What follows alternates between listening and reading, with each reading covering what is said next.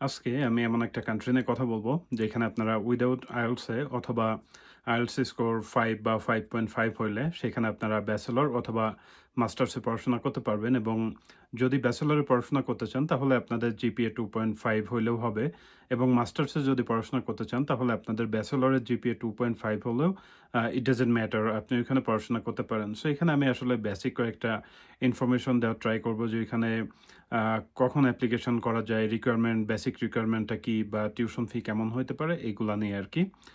So আমি আসলে যে দেশটা নিয়ে কথা বলতে যাচ্ছি আপনারা হয়তোবা কমবেশি জানেন সেটা হচ্ছে মালয়েশিয়া।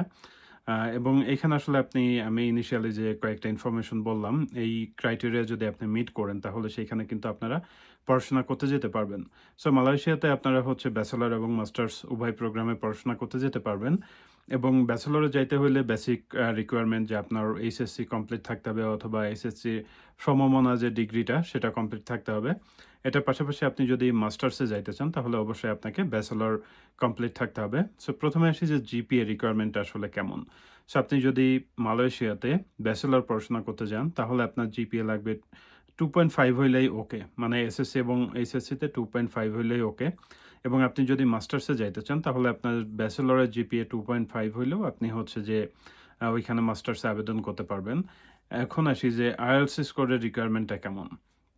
সো কিছু ইউনিভার্সিটি আছে যেখানে আপনি উইদাউট IELTS এ পড়াশোনা করতে পারবেন। আবার কিছু আছে যেখানে আপনার IELTS স্কোর 5 বা 5.5 অথবা TOEFL বা পিটি স্কোর এই 5 এর এগেইনস্ট এ যেটা আসে সেই স্কোর হইলেই হবে। অর্থাৎ ভেরি লো রিকোয়ারমেন্ট এবং এখানে আসলে আপনি মাল্টিপল সেশনে অ্যাপ্লিকেশন করতে পারবেন। আমি এখানে একটা নোট করে নিয়েছি। এখানে দেখা যায় যে আপনার ইউনিভার্সিটি ভেদে এদের ইনটেকটা ভ্যারি করে এবং মোটামুটি ৩-৪ টা ইনটেকে আপনি অ্যাপ্লিকেশন করতে পারবেন। কিন্তু আমার কাছে যেটা মনে হয়েছে এদের মার্চ এবং সেপ্টেম্বর ইনটেক যেটা, এটা হচ্ছে যে আম এদের মেইন ইনটেক। সো মার্চ ইনটেকের অ্যাপ্লিকেশন হচ্ছে আপনার অক্টোবর থেকে জানুয়ারি পর্যন্ত চলে এবং এদের হচ্ছে আ মে এবং জুলাই যেটা, আ এটার ইনটেকেও আপনি অ্যাপ্লিকেশন করতে পারেন। আরেকটা হচ্ছে যে সেপ্টেম্বর ইনটেক, যেটার অ্যাপ্লিকেশন মে থেকে অগাস্ট পর্যন্ত চলবে এবং এটাও কাইন্ড অফ একটা মেইন ইনটেক এদের। অ্যান্ড ফাইনালি আরেকটা আছে ডিসেম্বর ইনটেক। সো এখানে যে মাল্টিপল ইনটেকের কথা বললাম, এই ইনটেকগুলো আসলে ভ্যারি করে যে আপনি ওখানে যে নরমাল পাবলিক ইউনিভার্সিটি আছে নাকি প্রাইভেট ইউনিভার্সিটি আছে এটার উপর বেস করে। So in most of the cases দেখা যায় যে মার্চ এবং সেপ্টেম্বর ইনটেক যেটা, আই মিন মেইন ইনটেক যেগুলা, আ এগুলাতে আসলে দেখা যায় যে আপনার প্রাইভেট, পাবলিক সব জায়গাতেই অ্যাপ্লিকেশন অনগোইং থাকে।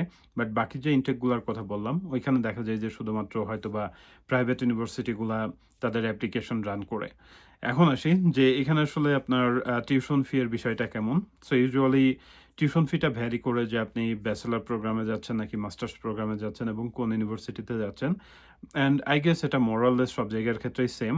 সো নরমালি দেখা যায় যে আপনি মিনিমাম ব্যাচেলরে ৳৩,০০,০০০ থেকে শুরু করে আপনার ইয়ারলি টিউশন ফি ৳৮,০০,০০০, ৳১০,০০,০০০ পর্যন্ত হইতে পারে। সো আপনাকে আসলে ওয়াইজলি চুজ করতে হবে যে আপনি কোন ইউনিভার্সিটিতে অ্যাপ্লিকেশন করতে যাচ্ছেন।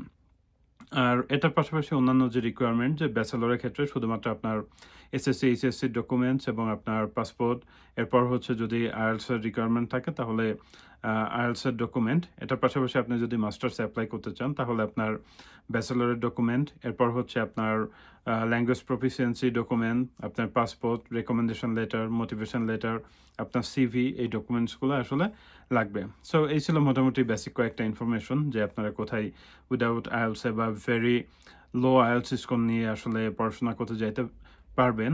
এই রিলেটেড যদি কোনো প্রশ্ন থেকে থাকে আপনারা কমেন্টে জানাতে পারেন। আমি উত্তর দেওয়ার চেষ্টা করব।